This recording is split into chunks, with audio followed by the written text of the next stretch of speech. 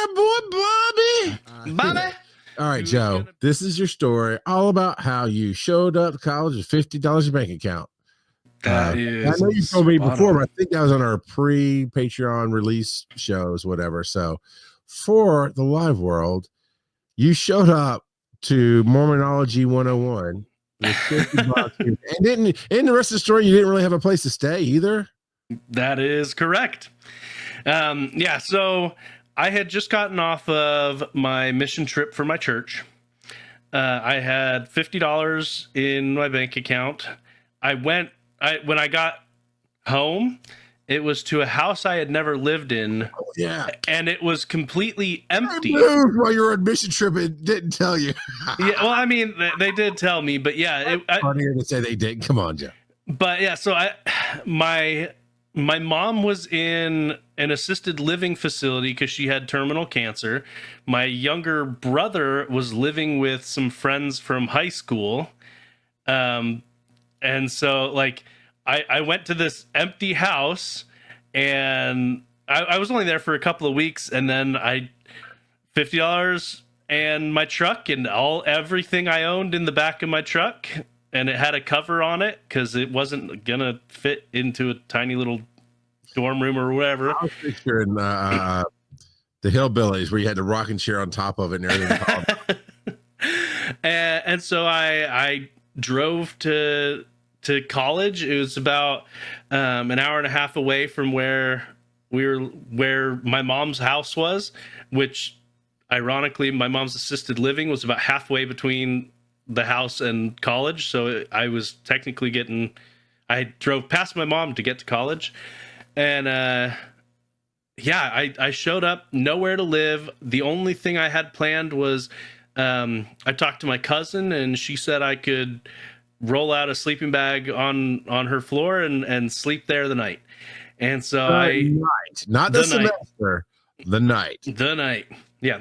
And so I started calling around, and I had a list of different recommended apartment complexes.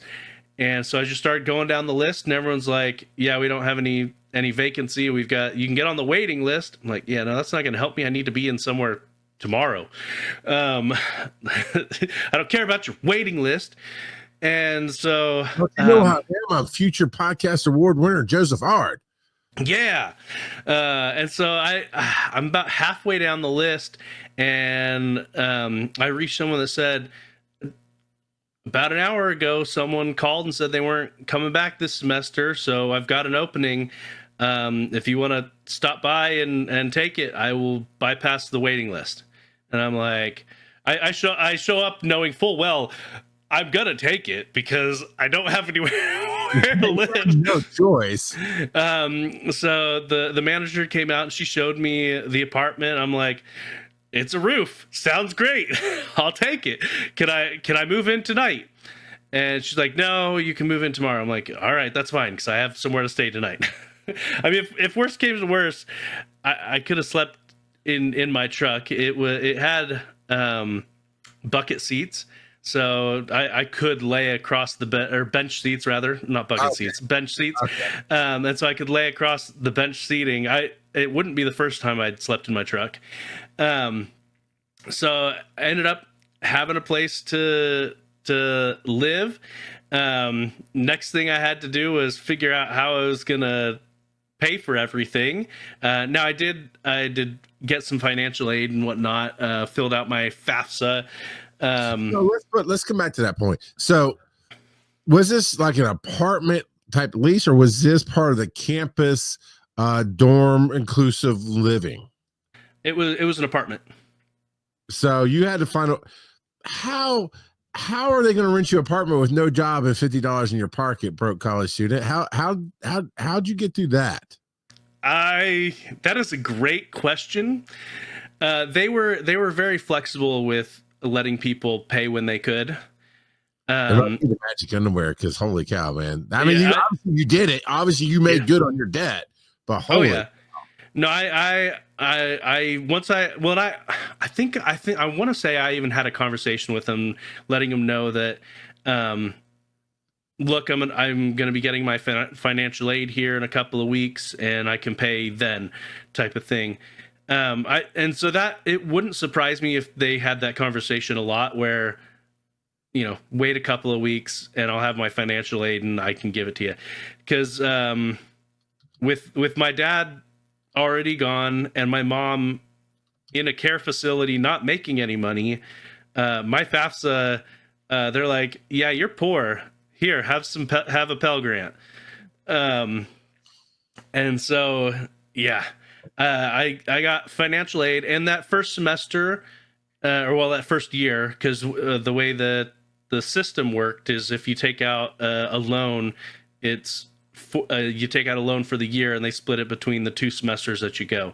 And so that first year was the only loan I took out for college at all, because the rest of it I was able to pay for between financial aid and working. So did they not have dorms, especially for? I mean, it's already Brigham Young's already helping offset your tuition because you're Mormon and all that jazz, and state. I don't know if there's an in-state bonus or not, but did they not have like, hey, you can also live here as part of this because you broke? There were dorms, but no, it was you had to pay for the dorms, and the dorms also didn't have like a full kitchen. They just had, from what I was told, they had like a mini fridge and a microwave, and that was about it. Yeah. And so I was like, yeah, no, I want to actually be able to cook and whatnot, and not be on. Now you got me intrigued. I do not picture 18, 19, 18, 19, yeah, right? 21. 21. Okay, 21. 20, almost 21. Yeah. Let's call it 20. Fine. I don't picture a 20-year-old pre-Embracy _ Joe Ard as a master chef going, I gotta have my full kitchen. I picture a $50 in the pocket Joseph Ard going, I can eat ramen out of the microwave all day long. So what kind of culinary skills did you carry to school with you, man? I mean, I definitely did a lot of just microwaving frozen burritos and ramen and stuff like that. But I in addition to that, I would make pancakes. I'd make soup. I'd make tacos, all kinds of stuff. Like when my now wife, when her parents came to visit, I made them loaded potato soup, and when my father-in-law came, in addition to the loaded potato soup, we had steak. When my mother-in-law came, we had loaded potato soup and salad, because, well, I didn't have any steaks on hand, and, well, my wife said she wanted a salad. Women don't get steak. And it was very fortuitous that I ended up where I did, because as my wife put in there, it happened to be the apartment complex where my wife was living, and so we met my first semester there at college.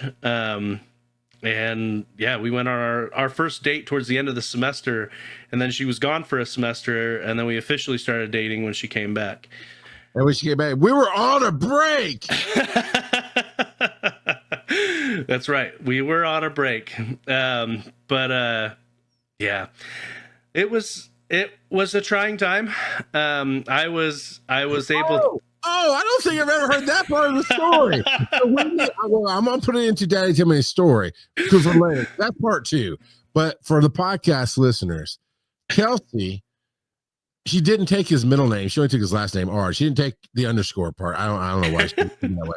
But Kelsey, not underscore Ard, says because I asked him out, and I'm pretty sure, even when we talked relationships on this show, that you did not share that part. So that is going to our notes for another episode. I thought I had, maybe not. But yeah, we can definitely talk about that another time.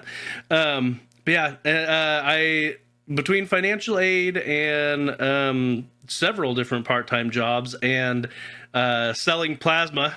I mean, you don't really sell plasma. You donate your time and your plasma, and then they give you a reward, because you're not allowed to sell the plasma. So you're not anyway. The plasma money was what I used primarily for the anti-plasma center. You gotta tell me if you're a cop. Yeah, But you just oversold that one. I think you might not fit here at this plasma center, sir. the plasma money was what I used for my date money. So How much was it then? The plasma, about $50 a week. You went twice a week. It's about the same. Yeah. Yeah. So I mean, they charge you higher to hook you in, but yeah, it definitely settles to like a 45 and 90 cycle. Yeah. In the last time I donated plasma was probably about 5 years ago, 4 or 5 years ago, and it was because they sent me a postcard saying that if I donated X amount of times between like within 3 months, they'd give me an extra $1,000, and I'm like, yes, sign me up for that. So, and I used that money to help buy my current computer. So, but anyway, yeah. So I've during college. I worked as an early morning custodian for a lot of it. So started my shift at 4 a.m. I did a couple of different call centers where you cold call market calls.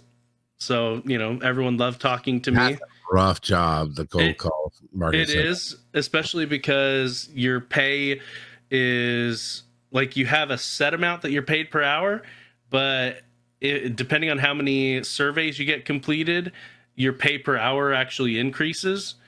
And so there were, and we said set amount. It's minimum wage, but or maybe yes. a little higher. Yeah, I mean it was, especially back then, minimum wage was $5, $4 somewhere in there. And so yeah, I mean if you sold to people who didn't want to be sold to, you can make $8, $9 an hour. Sold. It wasn't a sales one. I mean, it was on the specific surveys. The only one that I've dealt with is the sales centers, but yeah. Yeah, no, mine was market research, and a lot of it, like there was one. So I worked at 2 different call centers. One of the call centers, I really, well, liked being a relative term. I was happy when I got calls for a specific financial company because their surveys were literally a minute. Like if you just answered the questions, you could be done within a minute. And I would just tell people when they tried to give me pushback, I'm like, this will literally take a minute if we just if you just answer the questions, it'd be great. And so by doing that, a lot of people would answer the questions because it was a real short survey. And so I actually had a lot of success getting people to do that. Whereas at the other call center, I got put on one survey where depending on how they answered, it would trigger additional questions. And so it could, the call, if they answered it the long way, could take up to like 40 minutes. And it was a grueling 40 minutes. I'd never completed a single, like I got one to where they were like 30 minutes deep and then they hung up on me and I was like, oh yeah. So that's close. Where you really have to have the skills. I don't know who could have the skills of getting somebody hooked into talking to you, and you're making it fun for them to go through whatever this trudge of a 30 minutes, man. That's a lot. You were only allowed so much leeway to go off script too. Of course, right. And so yeah, I only did that for one semester while I was considered off track. So because of my mom's situation, I couldn't go home when I wasn't at school, so I just stayed at my apartment. So I wasn't going to school, but I was still living on campus basically. I mean, it was technically off campus by a block, but I was still living in the college town. And so I couldn't do the early morning custodian job for the school because I wasn't an attending student during that semester. They ended up actually changing that later, where people who stayed on their off track could still work on campus jobs. You're still technically tied to the school. You're committing to coming back. You're just taking a break off. Yeah. So because BYU, they call it a 3-track system where they do 3 semesters a year and they rotate. You get assigned 2 of the semesters, and then you have 1 semester off. Wouldn't that be the summer semester? It rotated. It, Well, well, sure. it I mean, depended. So there's a fall semester, a winter semester, and then summer semester. yeah, so I was assigned um, the summer fall track. So you did all your stuff straight through, got to Christmas, and then had 3 months off. Yes, essentially. And so yeah. So it depended on what you got assigned. But that way they could do that extra semester and get people done quicker. Because you could actually petition to be there that other semester, so you could do all 3 semesters, but you couldn't get financial aid for all 3 semesters. No, I get that. Yeah. Because most financial aid, it's based the on normal thing is based on 2 semesters a year. So yeah, I couldn't afford to go all 3 semesters. You're talking about struggle jobs, right? And struggle foods. But I like off the shelf ramen. I got to introduce Joe to real ramen not long ago. I forget which con we were at, but it was Conjuration. Conjuration, yeah. We went to Volcano. Yep. And man, I can't wait to introduce you to udon. Udon is if you like ramen, you can. Yeah, I haven't tried udon. Udon's so, but I still like actual regular ramen. I mean, it was always a struggle food, but struggle jobs, hated every last one. I worked at a roller skating rink, taking care of the skates during the week, during the day. So yeah, nobody to interact with. But I did work at home call center for Shop NBC, QVC, HSN, back in the day when they were huge on cable, and hated it so much. It's cool to be able to sit at your home and your computer, in your own house and log in and that, but it was cool enough. Like I like the night shifts because they were always selling one of like 4 things. Red Cross blood drive, which is so easy. And no, that's the thing. I'm not calling out. That was my thing. Cause I thought about going to a call center to do call outs, but I met somebody who did that and it sounded miserable. And I'm talking about sales call outs. And I see that would be even worse than mine. Exactly. You weren't that happy with that one. Sales is probably worse. But these are call ins, so they're already wanting to buy something. But man, the upsell on everything was crazy, and I hated it. And I'll get into that part in a second, because the part I did like was I did the late at night ones, because you're only selling Red Cross blood drive. There's always a hurricane, fire, or earthquakes. We're always had the Red Cross donations, right? So that's easy, and there's no real upsell on that. That's easy. Then you had the era of Girls Gone Wild, so that was an easy sell. Then at the same time as Monster Ballads, right, Joe? I don't know if you remember late at night that if you love Poison, you'll love this, and it's the Monster Ballad hits, and it's just all that seen on TV. Now that's what I call music. Yeah. It was that kind of era. Power ballads, monster rock, it's all that stuff. So that was always the easy gigs, because it's the drunk people who, either it's people who want to donate to help, or it was, I want to get this monster ballad. Well, if you like monster ballads, you'd like, that's what we call Kid Rock Volume 2 or whatever. I almost out. So anyway, so good. But in the daytime, I hated those, because somebody would see something on Shop NBC, right? You go, I'm going to buy this computer. Now, I was already a computer guy, and I'm already going, they are charging you 3 times as much if you just met a geek to build it for you, or at least twice as much if you just go to CompUSA. Yeah, that was the era. CompUSA or anywhere like that, and buy one off the shelf. Right. So I'm already it's driving me nuts. But it was before they even got this. Okay, cool. Well, what about, would you like this? Would you like that? No, and hey, don't try to upsell me. And I finally started getting real with them. I'm like, I'm sorry. I will get fired if I don't read this. Just get ready to say no. We'll burn through it. I promise. And I got in trouble for that, but it wasn't necessarily against the rules, because I asked them for every upsell, but it was, okay, here's a computer that's $1,000 and you're going to take the payments, right? And so, yeah, I'll do the payments because that's whatever, blah, blah, blah. And then it's like, well, you're going to need some power strips. Would you like a power strip for $30? Well, no. Then like, would you like a printer for $500? Printers were like $100 at Walmart. You're having I hated it so much. And finally, I just said, enough's enough. And I found some other job. But nowadays, depending on your age, the struggle jobs are actually a lot better, or can be. You're talking about DoorDash, Uber Eats, Lyft, Uber, Roadie, things that you can do with your vehicle on your own. That's you still got to hustle, but it's a lot. You don't have to upsell. Yeah, I don't know when the last time I got a legitimate sales call. Like is that even a thing? Well, telemarketers, are they even a thing anymore? Probably, but I would imagine the effectiveness of it has just become not worth it. And this is just anecdotal, right? But with the federal do not call list that you put your numbers on, that lots of people do, the fact that nowadays, especially on cell phones, you can just block spam. It won't even come to you.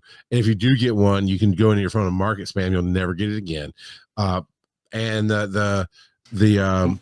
my wife does point out there is one form of sales call, real estate texts or calls from real estate agents where they're like, "Hey, can I buy your house?" And I always tell them, I'm like, "Yeah, sure. If you want to pay an obscene amount that's not even close to its actual value."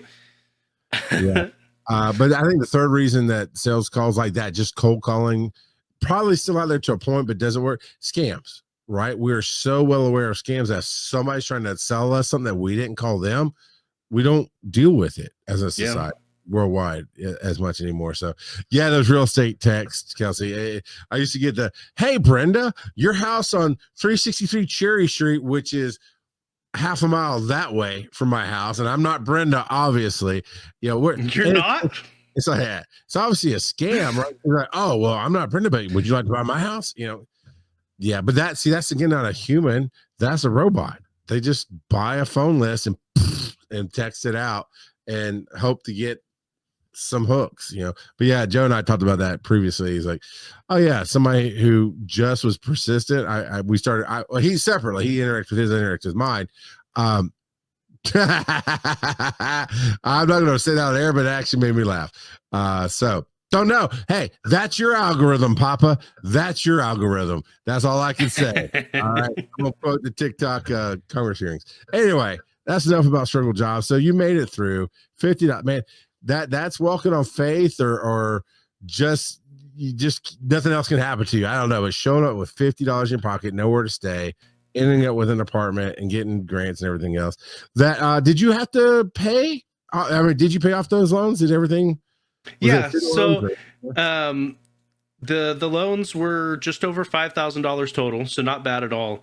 And when I got my current job, well, I guess it's not technically my current job, but when I started working for my current company, they gave me a moving bonus because I was moving from Idaho to Tennessee. And so what that moving bonus is supposed to be is to cover temporary living expenses while you look for permanent housing.